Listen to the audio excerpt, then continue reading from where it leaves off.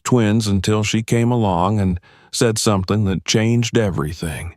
Subscribe and write where you're watching this video from. The house was immaculate, almost sterile in its perfection, perched high above the city like a monument to wealth and control. Its polished marble floors reflected the light of crystal chandeliers, and every piece of furniture looked as if it belonged in a showroom rather than a home. Yet, despite its grandeur, there was no warmth within its walls, no hum of life, no trace of the chaos or comfort one might expect in a place where two children lived. For Alexander, it was not a home but a fortress, a place to retreat into silence and distance.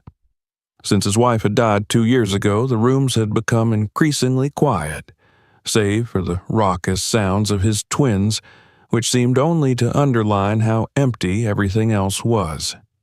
Ethan and Sophia, both 6 years old, were whirlwinds of energy. They tore through the hallways with shrieks of laughter that were never quite joyful, their games ending as often in tears and tantrums as they did in giggles.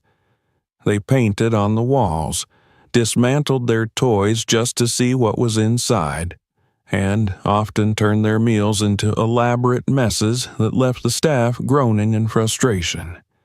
No nanny lasted more than a few days in their care. One had stormed out, red-faced and shouting that she had never met such impossible children. Another had burst into tears mid-breakfast after Sophia had emptied an entire pitcher of juice over her lap in retaliation for a scolding. There had even been one who lasted just 2 hours before begging to leave, saying she had never been so humiliated in her life.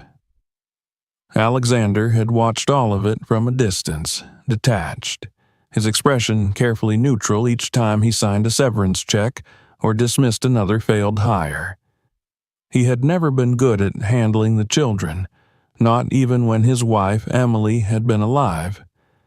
Back then, she had been the heart of their household, softening the sharp edges of his discipline, coaxing him to leave his work early to play with them, and somehow managing to find laughter in the middle of their most exhausting days. Without her, Alexander felt untethered. He buried himself in his business instead, telling himself that he was doing it for them, that the endless meetings and late nights would secure their future. But deep down, he knew the truth. It was easier to drown himself in spreadsheets and phone calls than to face the ache of her absence or the chaos of raising their children alone. The twins had been different since the funeral. Ethan, once quiet and shy, became loud and defiant, challenging anyone who tried to tell him no. Sophia, who had always followed her brother's lead, became even more daring, copying his every reckless move as if to prove she was just as strong as him.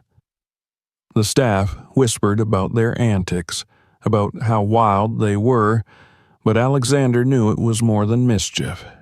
They were hurting, just as he was. He saw it in Sophia's eyes when she clutched her stuffed rabbit too tightly, or in Ethan's temper tantrums that left him screaming on the floor until he was hoarse. They didn't know how to say they missed her, so instead they screamed it in the only way they could, through noise, through destruction, through driving away anyone who tried to come close. That morning had begun, like so many others, with a cacophony of shouting from the nursery.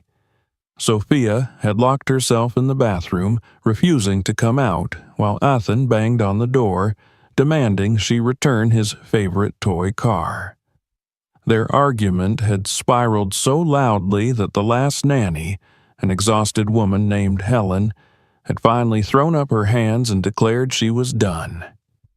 Alexander had barely looked up from his coffee as she stormed past him, muttering about how she hadn't signed up for this kind of madness. He had watched her go without protest, then returned to the emails glowing on his tablet, pretending the shrieks upstairs didn't dig into his chest like nails. By midday, the house manager, a brisk and perpetually severe woman named Mrs. Whitaker, had cornered him in his study. She stood rigidly, her hands clasped in front of her like a soldier delivering bad news. "Mr. Drake," she began, her voice clipped, "this cannot go on. We've gone through 4 nannies in 2 months. The agencies are running out of candidates. The children need structure, and you cannot provide it while you're at the office 12 hours a day." He leaned back in his chair, rubbing his temples. "Hire another one," he said, his tone flat. "We've tried," she replied, "and we will try again. But you need to understand that no one will stay if those children continue like this. They are testing every boundary. They need stability, sir. They need more than rotating strangers." Alexander looked past her to the tall windows behind his desk, their curtains drawn back to reveal the sprawling view of the city. From up here, everything seemed orderly, distant, under control. It was easier to look at that than to meet her gaze and admit that he had no idea what he was doing. "Then find someone who can handle them," he said finally, his voice quiet but firm. "I don't care what it costs." Mrs. Whitaker sighed but said nothing further. She left the study with the efficiency of someone long accustomed to carrying out his commands, her heels clicking sharply on the polished floor. When the door shut behind her, Alexander sat there for a long moment, staring at nothing. He thought of Emily then, as he so often did when the house felt especially empty. She had been his opposite in so many ways: warm where he was reserved, spontaneous where he was methodical. When she laughed, the whole room seemed to brighten. He could still picture her standing barefoot in the kitchen, hair tied back messily, holding one of the twins in her arms, while the other clung to her leg, the 3 of them grinning up at him when he came home from work late. Those moments had been fleeting even then, but now they haunted him. He missed her laughter most of all. Upstairs, the sound of running feet echoed, followed by the crash of something heavy hitting the floor. A shout of pain rang out, then silence. Alexander pushed himself out of his chair and hurried up the grand staircase 2 steps at a time. He found Ethan sitting on the floor, rubbing his knee, a toppled lamp beside him. Sophia stood nearby, clutching the toy car triumphantly, her face smeared with chocolate she must have stolen from the pantry. He crouched down, not sure what to say. "Are you hurt?" he asked finally. Ethan shrugged, eyes watering but stubbornly refusing to cry. Sophia's grin faltered under his gaze, and she shifted her weight from foot to foot, clearly expecting to be scolded. But Alexander didn't yell. He simply stood, picked up the broken lamp, and set it aside. He didn't even know how to begin disciplining them. Instead, he told them to wash up for lunch and retreated back downstairs, feeling both guilty and powerless. That night, after the twins were finally asleep, though he had no idea how much longer they'd stay that way, Alexander sat alone in his study with a glass of whiskey. The house was quiet again, almost eerily so, the only sound the faint hum of the central air. He stared at the framed photo on his desk, Emily holding the twins when they were toddlers, her smile radiant, his arm draped awkwardly around her shoulders. He ran a thumb over the glass and wondered if he'd ever hear that kind of laughter in this house again. He didn't notice when Mrs. Whitaker returned to the doorway, holding a stack of folders from the agency. "I'll arrange interviews in the morning," she said softly. Alexander nodded without looking up. "Fine," he murmured. When she left, he leaned back in his chair and closed his eyes, the photo still in his hand. He had everything people envied: money, status, power, but none of it filled the void Emily had left behind. None of it could stop his children from spiraling, or the steady erosion of the home they'd built together. As the night deepened and the house fell into complete silence, Alexander promised himself that tomorrow would be different. He would find someone, anyone, who could bring order back to their lives.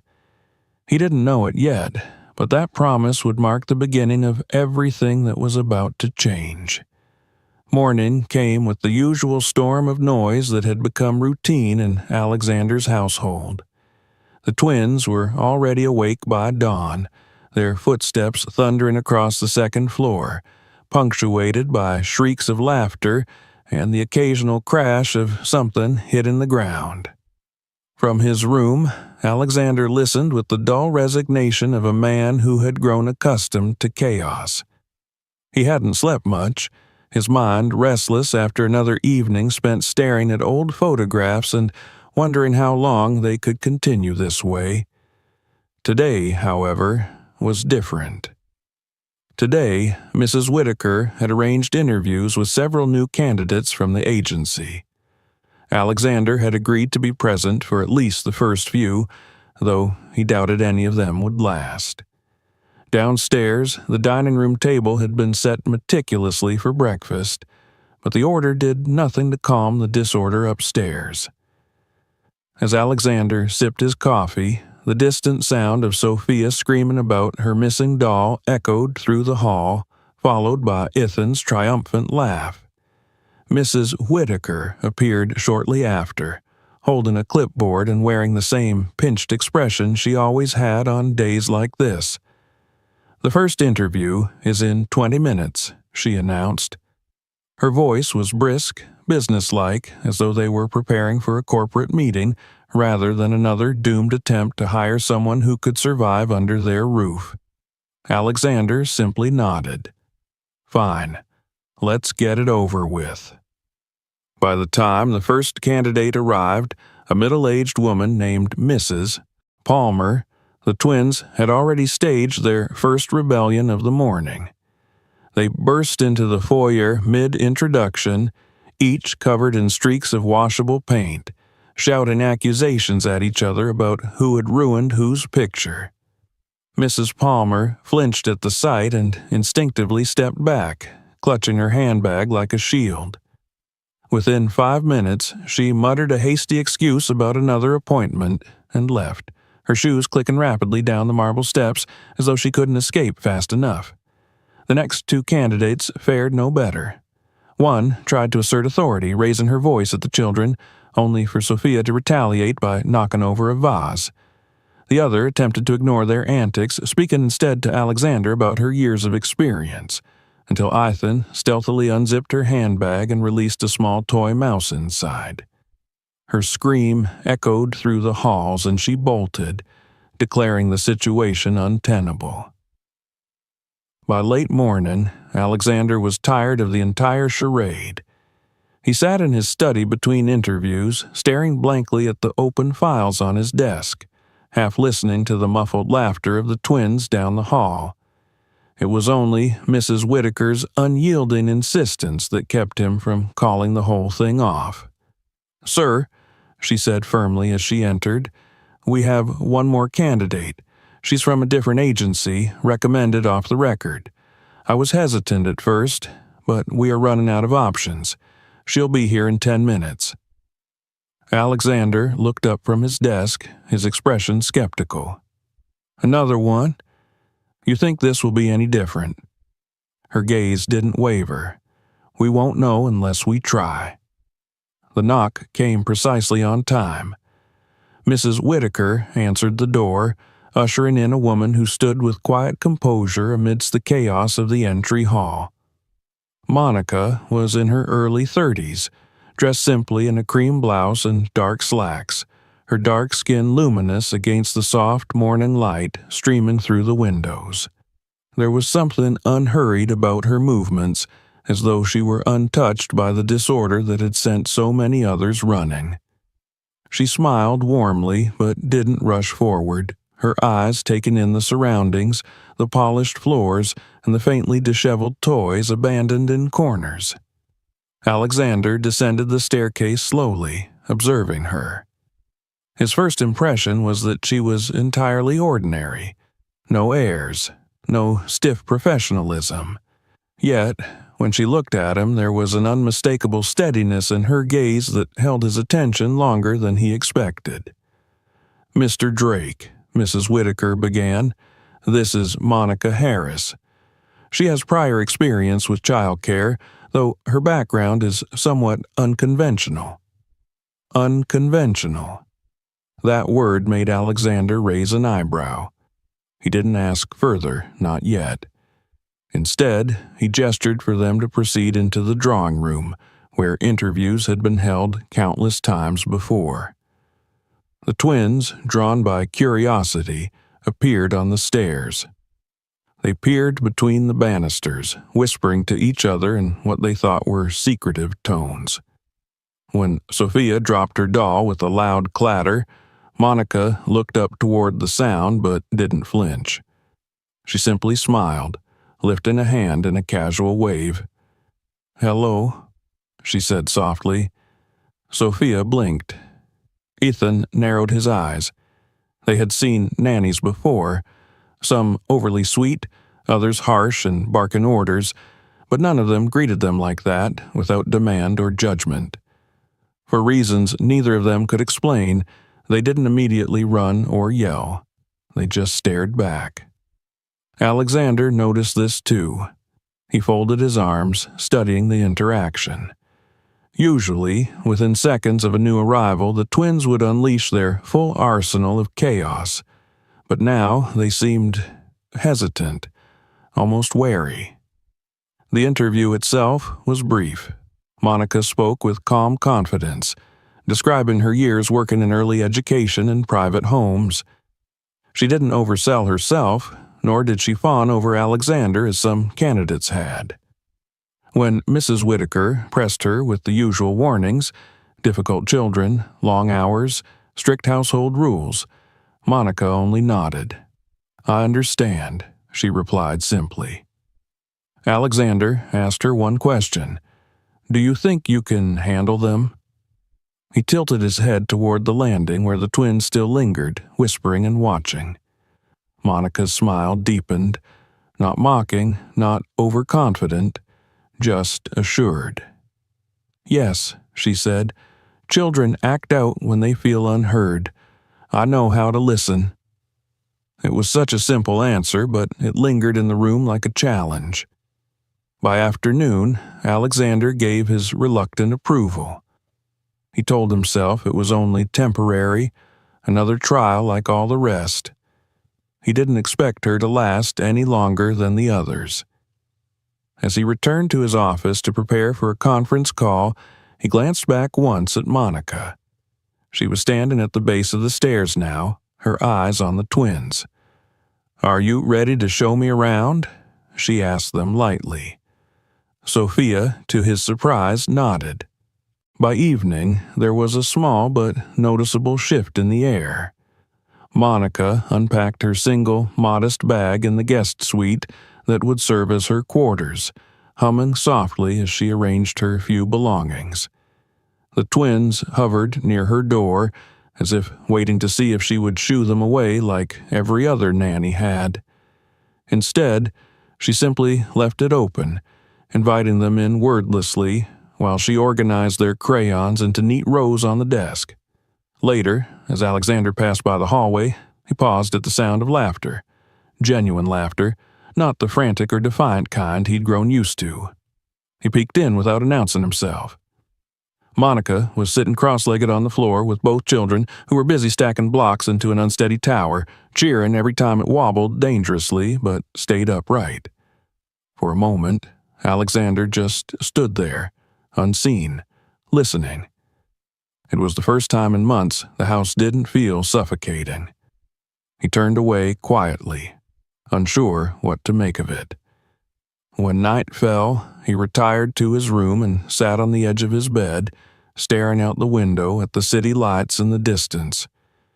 He told himself not to hope, not to read too much into one evening. Still, when the sound of soft laughter floated up from the children's rooms, a peaceful, contented sound he hadn't heard in what felt like forever, He felt something stir inside him that he hadn't felt in years. Something was different, and this time it didn't feel like it would break so easily. The morning light streamed through the tall windows of the Drake household, spilling over the polished floors and high ceilings.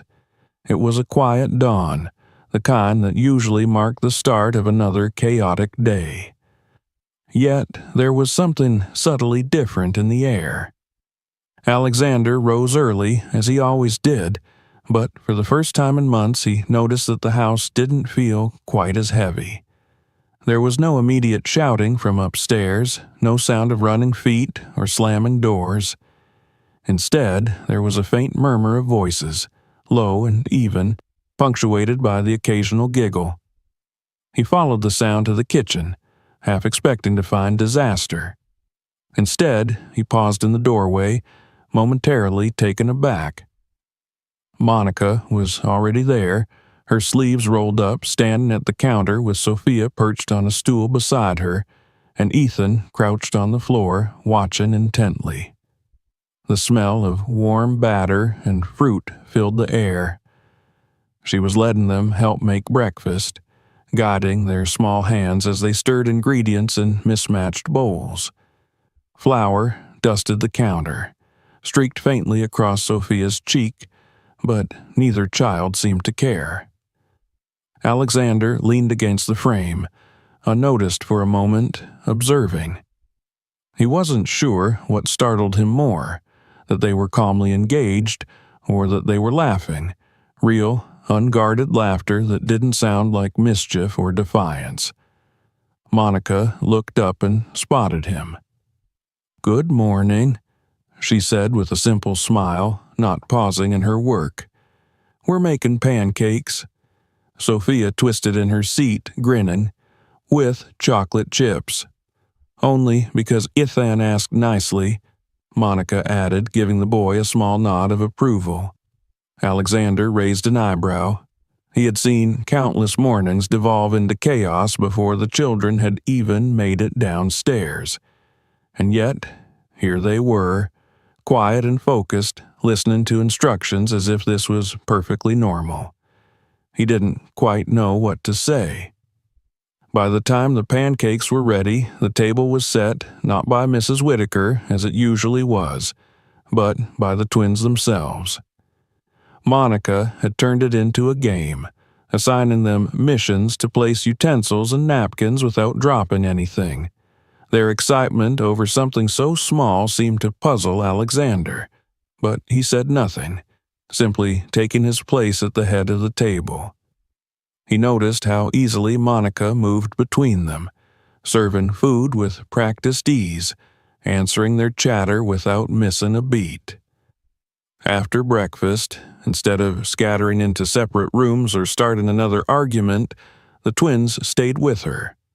She led them into the den, pulling out colored paper and markers, encouraging them to create tickets for a pretend puppet show. Sophia eagerly sketched stars and hearts, while Ethan concentrated on making messy but determined letters. Alexander, watching from the doorway with his coffee in hand, saw their attention fixed entirely on the task. There was no shouting, no tantrums, only a steady hum of activity. He retreated quietly to his study, unsettled but oddly relieved. His work held less of his focus than usual. Every so often he glanced toward the door, listening for the inevitable outburst that never came. Instead, bursts of laughter floated down the hall. When he finally stepped out again, he found Monica on the floor of the playroom, surrounded by a tower of blocks and scattered plush toys. Sophia was draped across her lap, listening to her read a story in a lively voice, while Ethan tried to balance a toy car precariously atop the growing block structure. The sight froze Alexander in place. It wasn't that the room was tidy. If anything, it was more cluttered than before, but the energy was different. It wasn't destructive. It was alive in a way he hadn't seen since Emily had passed. Later that afternoon, Monica took the twins out into the garden. Alexander followed at a distance, unnoticed, his footsteps quiet on the gravel path. He watched from the veranda as they ran across the grass, chasing each other while Monica encouraged them, clapping softly when Ethan somersaulted clumsily and popped back up grinning. Sophia's laugh rang out bright and free, a sound he hadn't realized he missed until he heard it again. For months, the garden had gone unused, its manicured hedges standing in silent rows, the flowers meticulously trimmed but untouched. Now it was alive again, filled with movement and sound. Monica didn't hover nervously the way past Nanny's had. She let them run, guiding them only when they needed it, offering reassurance instead of reprimands. At dinner that night, the shift was undeniable. The children sat through the meal without a single shouting match. They told him about the day in overlapping voices, how Ethan had built the tallest tower in the world, and how Sophia had almost caught a butterfly, but it flew away. Monica listened patiently, laughing at their exaggerations, gently coaxing details from them with questions. For the first time in months, Alexander didn't feel like an outsider at his own table. After the meal, when the twins were ready for bed, he lingered near the hallway as Monica tucked them in. She read to them softly, her voice carrying just enough for him to hear the cadence of the story, the rhythm soothing and warm. He saw how Sophia clutched her hand, how Ethan rested his head against her arm. There was trust in that simple closeness, something his children rarely gave so freely. When she kissed their foreheads and turned off the lamp, they drifted to sleep without protest. Alexander remained outside their door for a long moment after she closed it. He hadn't realized how accustomed he'd grown to the nightly battles, pleas for more stories, refusals to settle down, arguments that stretched late into the evening. Now there was only silence, the peaceful kind, and he felt strangely unmoored by it. Downstairs, Monica was tidying the living room, stacking books neatly and folding a blanket draped across the couch. Alexander entered quietly, watching her for a moment before speaking. They were calm tonight, he said. It wasn't really a question, but it carried the weight of one. She looked up, smiling faintly. Children like boundaries, she said simply, but they also need to feel safe. Once they do, everything else comes easier. He didn't reply right away. Instead, he studied her, wondering how she made it seem so effortless. Every other nanny had approached the twins with force, rules barked like orders, punishments meted out swiftly. Monica was different. She didn't shout, she didn't force, she simply guided. And somehow it worked. That night, long after she retired to her room, Alexander found himself wandering through the halls. The house felt different, subtly but unmistakably. It wasn't quieter exactly. The children's laughter still echoed faintly in his mind, but it no longer carried the sharpness of unrest. For the first time since Emily's death, it felt less like an empty monument and more like a home. As he passed by the twins' bedroom door, he paused, listening to their steady breathing inside. He rested his hand on the frame, an unfamiliar warmth creeping into his chest. Something had shifted today. Something small but profound. He didn't understand it fully yet, but he knew one thing. Monica was unlike anyone who had come before. And for the first time in what felt like forever, Alexander allowed himself to wonder if maybe, just maybe, this time would be different. The following week unfolded in a way Alexander could scarcely have imagined just days before. It began subtly, with moments he almost overlooked, small, ordinary things that felt extraordinary only because of how long it had been since they had existed in his home. The house was no longer defined by silence or chaos, but by a new rhythm that seemed to flow naturally around Monica's presence. Her voice, calm and steady, became a constant anchor for the twins. Their laughter filled the halls again, not sharp or wild, but warm and playful, blending with the faint hum of music that drifted from the kitchen when Monica cooked. On Tuesday morning, Alexander came downstairs earlier than usual and found the twins at the kitchen island, busily pressing cookie cutters into pieces of bread to make sandwiches shaped like stars and animals. Monica guided them with ease, her sleeves rolled up, a kitchen towel slung over her shoulder. The smell of toasting bread and fresh fruit filled the air, mingling with the sound of Sophia's delighted squeals as she held up a crooked star sandwich for approval. Ethan laughed in triumph when his attempt actually resembled a bear. Alexander lingered in the doorway longer than he intended, observing the scene. He remembered mornings before Emily passed away, messy breakfast filled with chatter and sticky fingers tugging at his sleeves. It was different now, but the memory of that warmth brushed against him in a way that felt both comforting and painful. Monica caught his gaze from across the room and smiled without interrupting her rhythm. Later that afternoon, Monica decided to take the twins outside, coaxing them into the garden with promises of a treasure hunt. Alexander watched from the veranda as she handed them handwritten clues folded into little envelopes. Ethan charged forward first, sprinting toward a rose bush to find the next hint, while Sophia giggled and chased after him, waving her paper triumphantly. Monica followed at a leisurely pace, clapping when they solved each clue, encouraging them without controlling the game. They darted between the hedges, voices ringing through the open air while she patiently knelt beside them to help read the last note that led them to a small tin box tucked near the base of a tree. Inside were candies and 2 new storybooks. The children's joy was infectious, even from a distance. By dinner, Alexander could already see the difference in them. The table, once a battleground of spilled food and tantrums, had transformed into something else entirely.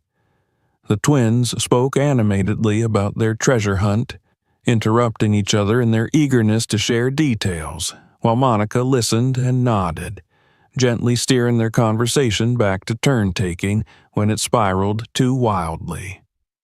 Alexander found himself listening as well, smiling faintly into his wineglass. Over the next few days, Monica's influence became even more apparent. She introduced quiet reading hours in the evenings, where she and the twins would sit curled up on the couch, each holding a book. Sophia gravitated toward illustrated fairy tales, while Ethan chose books about dinosaurs and explorers. It amazed Alexander to see them sit still for more than 10 minutes at a time. When he came home from work one night, he found the 3 of them sprawled across the living room rug, sketching their favorite scenes from the stories. Sophia held up a drawing of a castle with crooked towers, while Ethan proudly displayed his attempt at a T-Rex that looked more like a lopsided dog. Monica praised them both equally, her approval steady and genuine. "What matters is that you tried," she told them softly, and their faces lit up as though her words were worth more than any prize. Alexander lingered in the doorway, unseen, his briefcase still in hand. Something tugged at him as he watched them, a feeling he hadn't allowed himself to indulge in years. He remembered Emily's voice in those same halls, remembered her laughter as she crouched to their level, encouraging every clumsy scribble and silly story. It was the way Monica carried herself, without forcing joy but inviting it, that reminded him of those days. By Saturday, the change in the house was undeniable. Even Mrs. Whitaker, who had been skeptical of Monica from the start, admitted there was a noticeable difference. The staff, who had once tiptoed around the twins' unpredictable moods, now moved through the house with more ease. The walls that had once felt like they were closing in seemed somehow larger, filled with movement and sound again. That afternoon, Monica suggested baking cookies. She spread ingredients across the counters and let the twins pour the sugar, crack eggs with clumsy determination, and stir the mixture until flour coated their clothes and hair. Alexander wandered in halfway through the process, drawn by the laughter and the scent of vanilla. He leaned against the counter, watching as Sophia dipped a finger into the batter when she thought Monica wasn't looking, only to squeal when she was gently caught and tickled into confession. When the cookies finally emerged golden and warm from the oven, Monica handed them each a piece of paper and asked them to draw what the taste felt like. Alexander blinked at the odd request but said nothing, curious. Sophia drew a rainbow with stars, while Ethan sketched something that looked vaguely like fireworks. Monica clapped her hands and pinned their drawings on the refrigerator door as if they were masterpieces. It was later that evening, after the twins had gone to bed, that Alexander found himself lingering in the kitchen with her. She was wiping the counters, humming softly to herself. He poured himself a cup of coffee and hesitated before speaking. "You seem to have a talent for this," he said finally. Monica glanced at him, her expression calm but warm. "Children respond to being heard," she replied simply. "Most of the time they're not trying to be difficult. They just want to know someone is paying attention." He studied her for a long moment, his fingers tightening slightly around his cup. There was a sincerity in her voice that was disarming. She wasn't lecturing him, wasn't implying judgment, just stating what she believed as if it were obvious.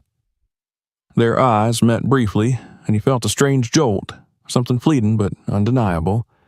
It had been a long time since he had looked at someone and wondered what their life had been like before stepping into his own. As the night deepened and the house fell quiet, Alexander walked the halls once more. The changes Monica brought were everywhere.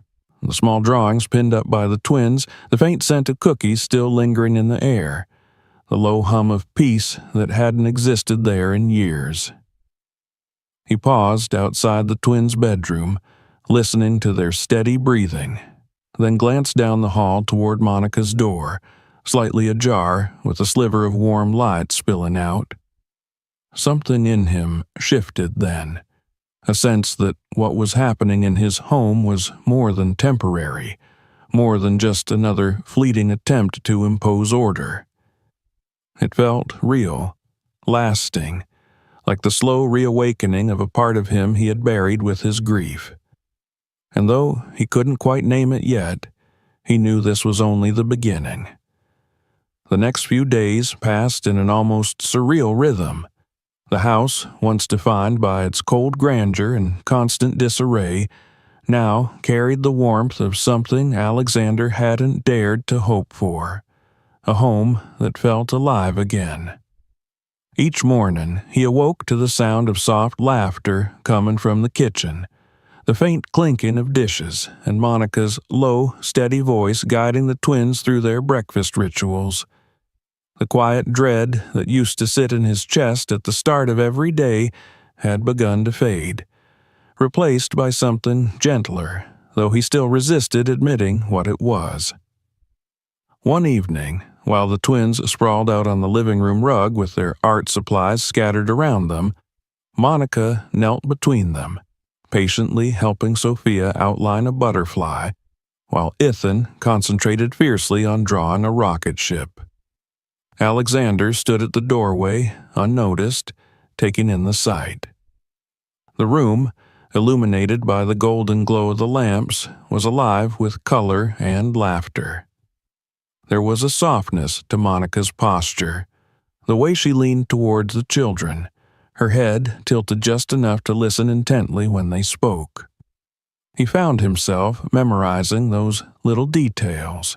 The way her braid rested over her shoulder, the calm steadiness in her movements, and the way the twins gravitated toward her as if she had always belonged there. Yet, that night, when the house grew quiet again and the twins were asleep, Alexander retreated to his study with a glass of whiskey. He settled behind his desk, glancing at the shelves lined with photo albums he hadn't touched in years. Something compelled him to reach for one, dust motes swirling in the air as he opened it. The pages revealed moments frozen in time.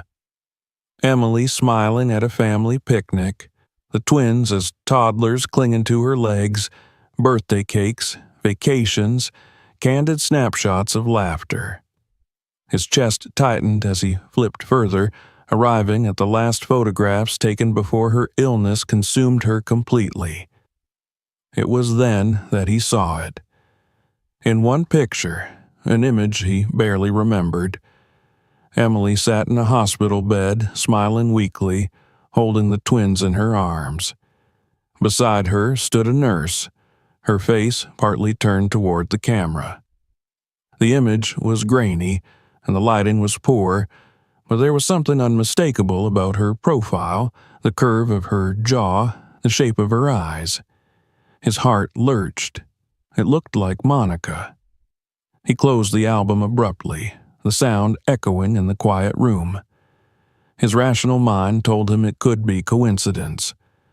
People resembled each other all the time, and he had never been in that hospital enough to know every nurse or attendant. Yet the unease lingered, a question he couldn't shake no matter how he tried. The next day, Alexander found himself observing Monica more closely than before, though he tried to do so discreetly.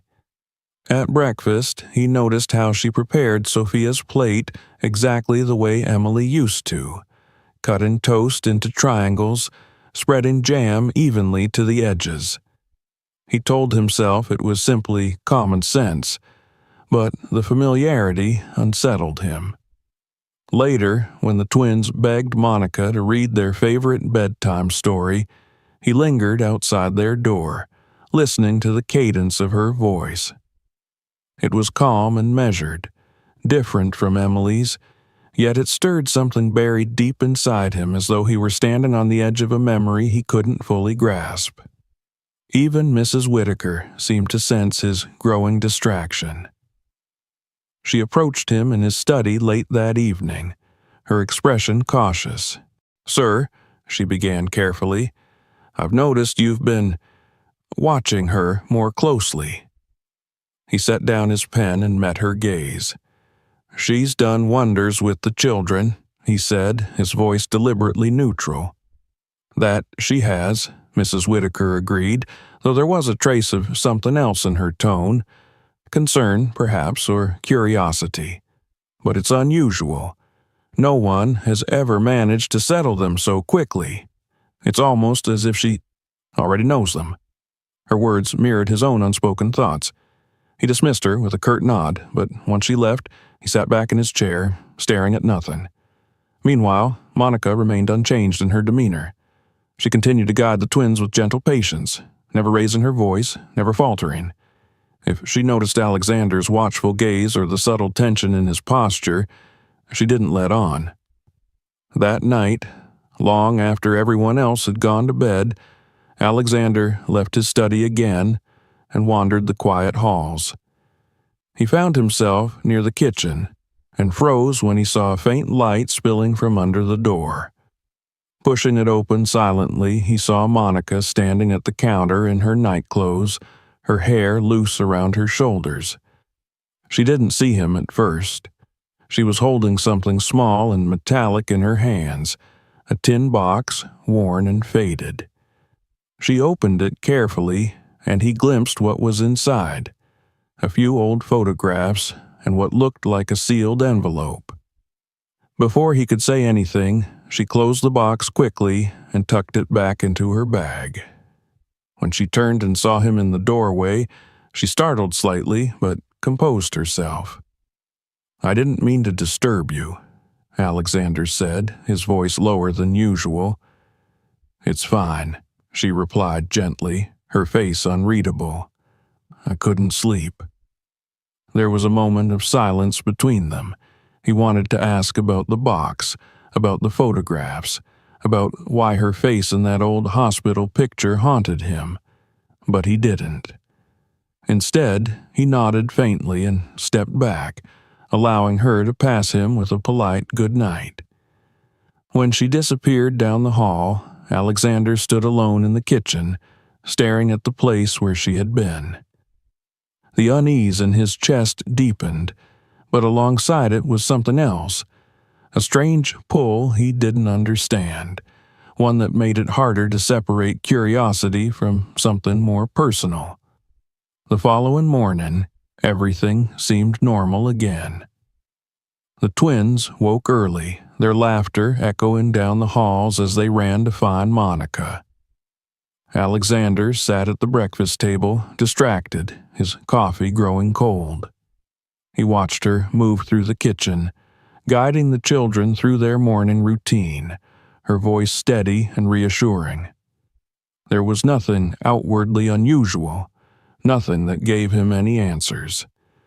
Yet the feeling persisted, a quiet certainty that Monica carried something with her, some piece of the past she hadn't shared. That evening, after the children were asleep, Alexander sat alone in his study again, the photograph from the album spread before him. He traced the faint outline of the nurse in the background, his brow furrowed. If it truly was her, what did it mean? Why had she never mentioned it? And why did he feel, despite his better judgment, that the answer was tied to the way she had fit so seamlessly into their lives, as though she were always meant to be there? He poured himself another drink but didn't touch it. Outside the study window, the night pressed in, quiet and heavy, while the house around him held its breath, waiting for the truth he wasn't sure he was ready to face. The tension that had begun to coil in Alexander's chest only deepened over the following days. He tried to maintain a sense of normalcy, but his mind kept circling back to that grainy photograph, the glimpse of the nurse who looked so much like Monica, and the sight of her standing alone in the kitchen that night, holding that tin box as though it contained the weight of her entire life. Every time he passed her in the halls or watched her with the children, the questions gnawed at him silently. Was it really her? And if it was, why hadn't she said anything? He told himself he needed proof before confronting her. So he observed, quietly but intently. He noted how she seemed to know instinctively which stories soothed the twins, how she could anticipate their moods before even they could voice them, how she often glanced at Alexander with a peculiar kind of familiarity, as if she understood more about his grief than he'd ever shared aloud.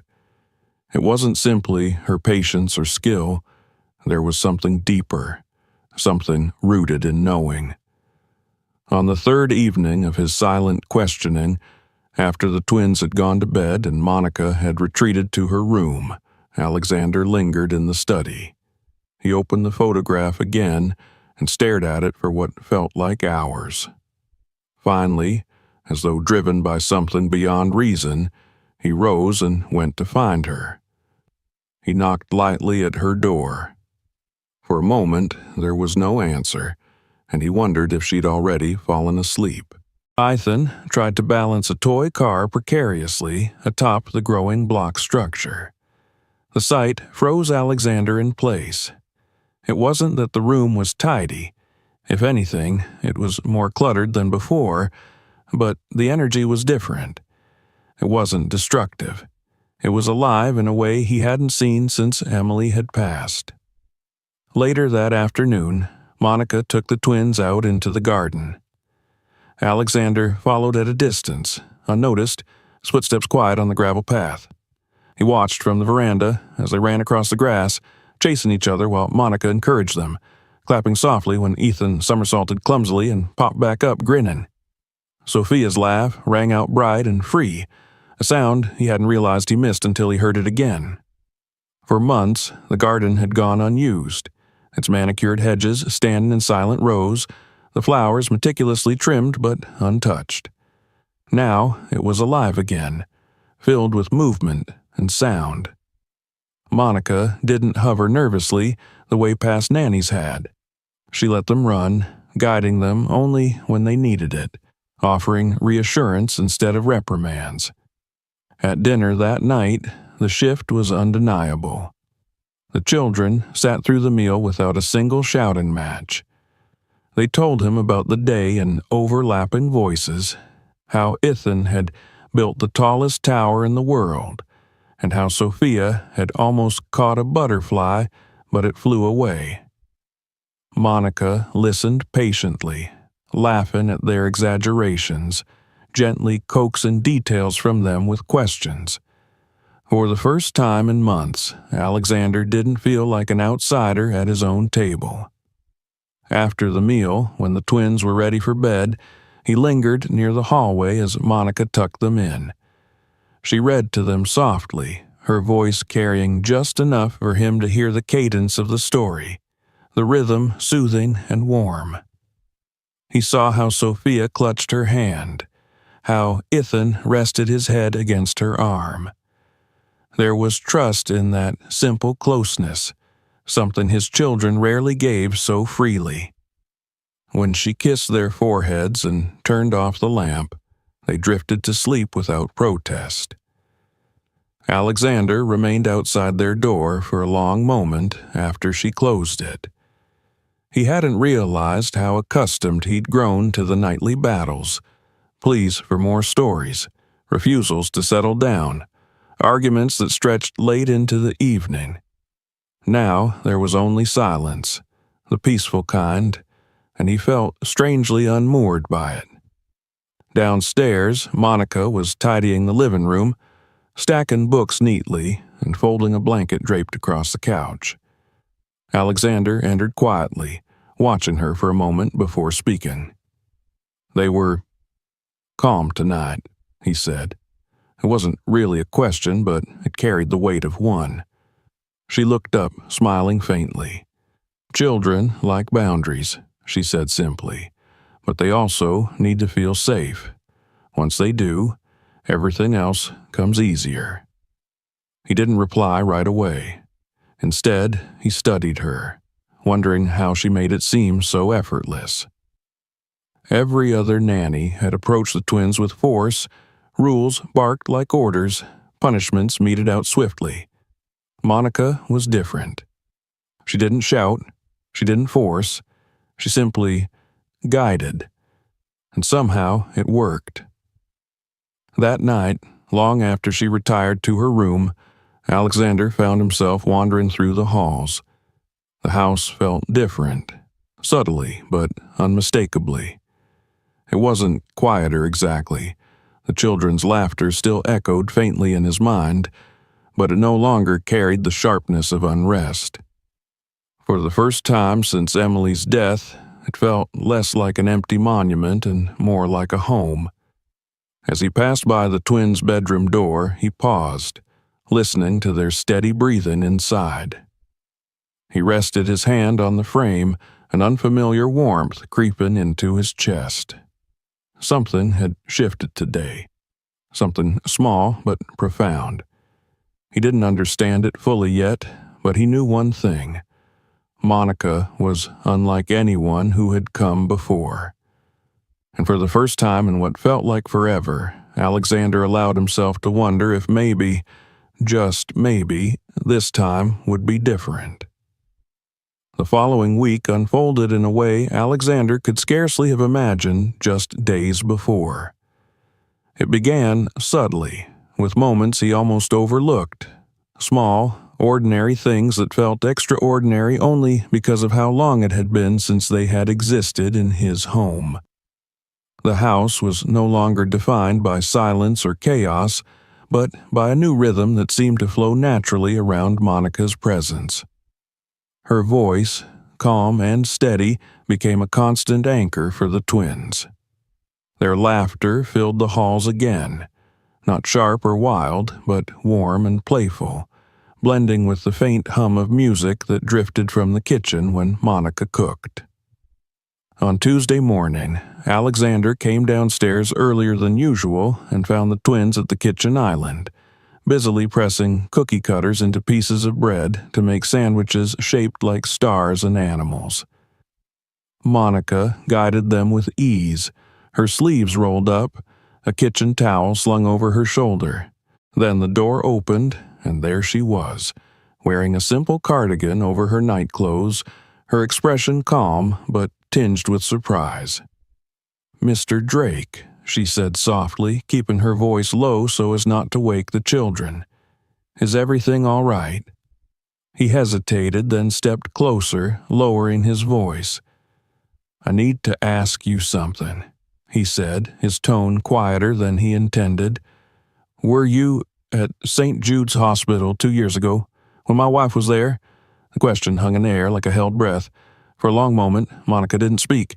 Then she looked down, her hands clasping gently in front of her, and nodded once. "Yes," she said finally. "I was." Alexander felt something tighten in his chest. "Why didn't you tell me?" Her gaze met his then, steady but somber. "Because it wasn't about me," she replied, "and I didn't know if it would help or hurt you to know." He stared at her, torn between confusion and something deeper he couldn't yet name. "You knew Emily?" Monica's lips curved into the faintest, saddest smile. "Yes," she said softly. "I was one of the nurses assigned to her care in her final weeks. She talked about you often, about the twins. She loved you all more than anything." The room seemed to tilt around him. He stepped back slightly, his breath catching. "Why are you here, Monica?" Her expression softened further, and she reached into her cardigan pocket.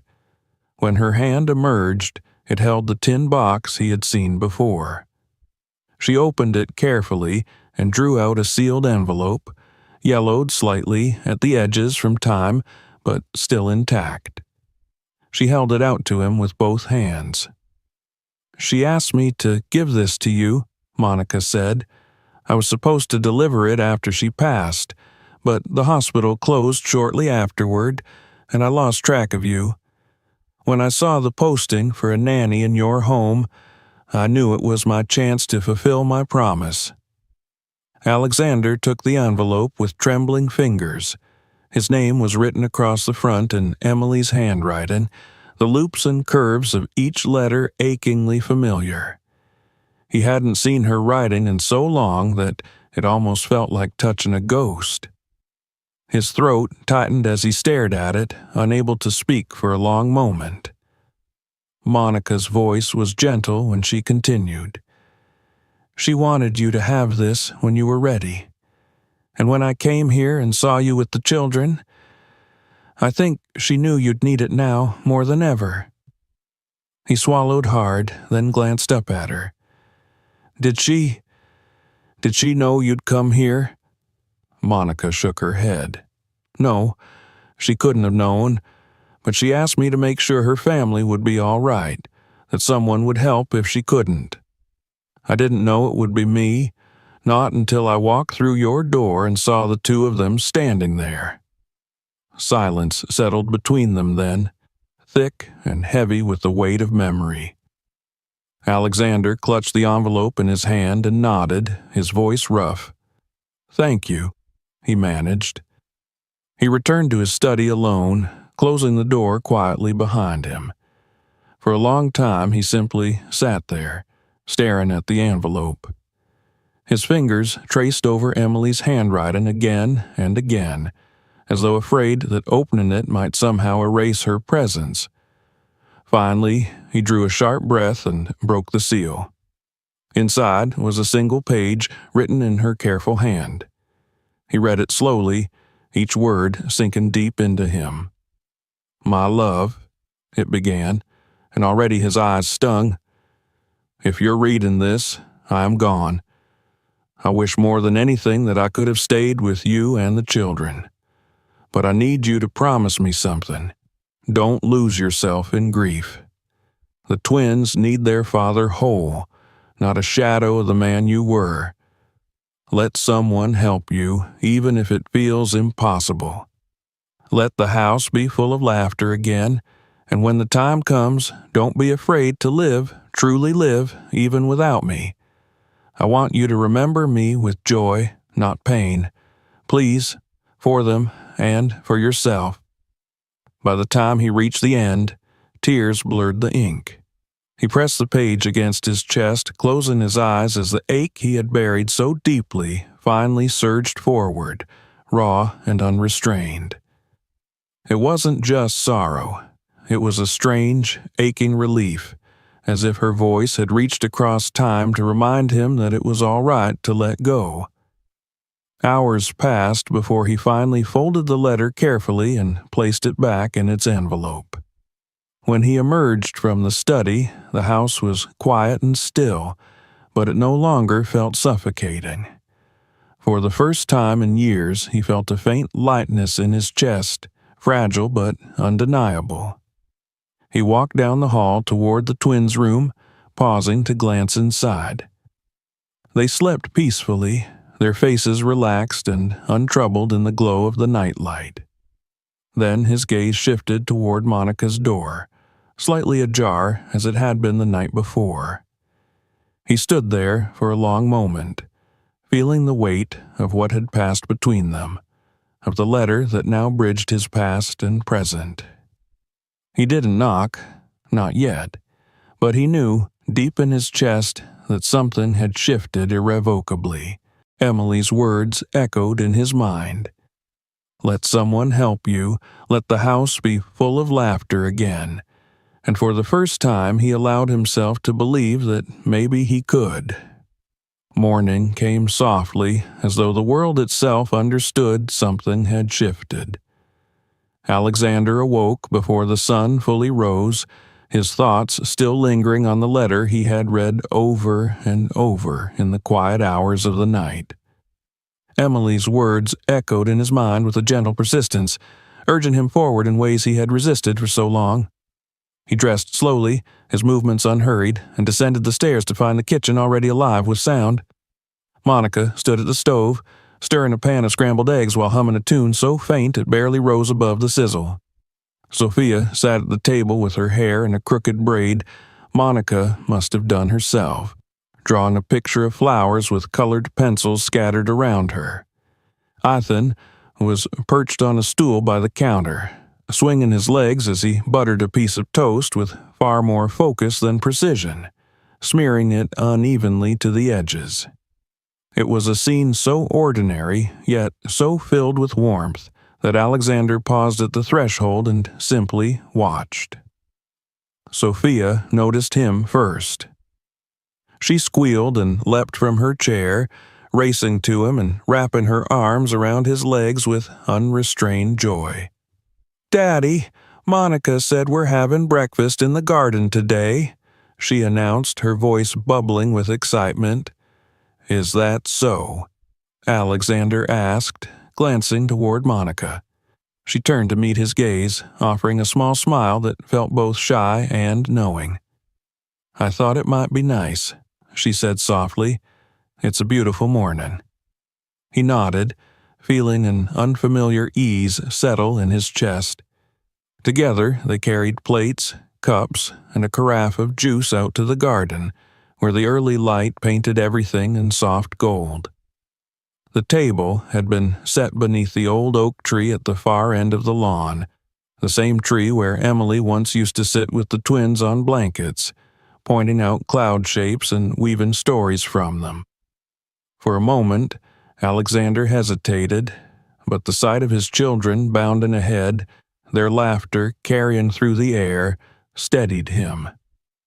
They ate outside, the scent of blooming roses mingling with the aroma of warm toast and eggs. Sophia chattered endlessly about a dream she'd had where she and Ethan sailed on a pirate ship, while Ethan insisted he had been the captain in that dream, not her. Monica laughed softly at their playful argument, her hand resting lightly on Sophia's shoulder as she helped her pour more juice without spilling. Alexander watched her from across the table, the sunlight glinting off her hair, and felt something settle deep inside him, a quiet certainty he hadn't expected to find again in this lifetime. After breakfast, Monica suggested they take a walk along the garden paths. The twins darted ahead, chasing butterflies, their voices echoing like music against the quiet expanse of greenery. Alexander and Monica followed at a slower pace, side by side. For a time, they didn't speak, content instead to listen to the children's laughter and the rustle of leaves overhead. When he finally glanced at her, she met his gaze steadily, as though she had been waiting for him to find the words he'd been holding back. "I read the letter," he said quietly. Her expression softened, understanding flickering instantly across her face. "I thought you might," she replied. He hesitated, looking out over the garden where Sophia was trying to teach Ethan how to twirl in the grass. "She asked me to let someone in," he continued, "to stop living like I was frozen in place." His voice caught slightly, but he steadied it. "I think she knew it would be you, even if she couldn't say it." Monica's steps slowed and she turned to face him fully. "I didn't come here expecting this," she said softly. "I only wanted to help, to keep my promise to her." "And you did," Alexander murmured. "But you've done more than that. You've given them back their laughter.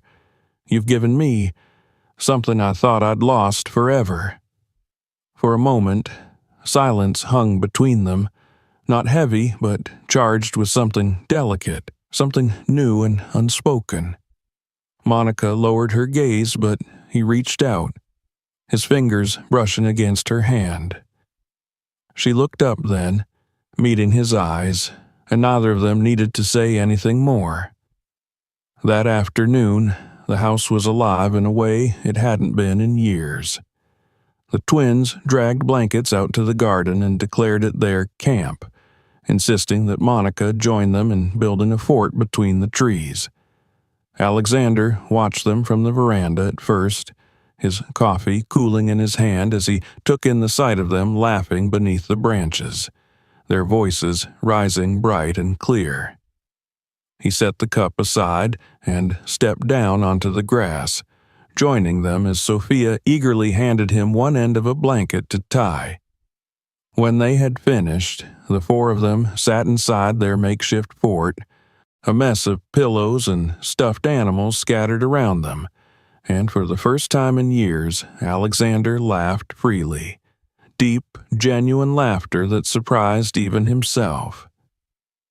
As the sun began to set, painting the sky in streaks of pink and orange, Monica gathered the twins and led them back inside. They were tired but happy, their cheeks flushed from hours of play. After helping them bathe and dress for bed, she read to them while Alexander lingered at the doorway. He listened as her voice carried through the room, soothing and warm, and saw how the twins nestled close against her without hesitation. When she finished the story and kissed their foreheads, they drifted off almost instantly, their faces peaceful. Outside the room, Alexander stopped her gently, his voice low so as not to wake the children. "Stay for a moment," he said, gesturing toward the balcony at the end of the hall. They stepped out together into the cool evening air, the garden below bathed in the glow of lanterns Mrs. Whitaker had lit earlier. From this vantage point, the house seemed different, less like a monument and more like a place that had finally come alive again. Alexander turned to Monica, his expression earnest. "I don't know what tomorrow looks like," he admitted quietly, "but I do know this. I don't want to face it without you." Her breath caught faintly, but she didn't look away. Instead, she reached for his hand, her fingers weaving through his in a gesture so natural it felt inevitable.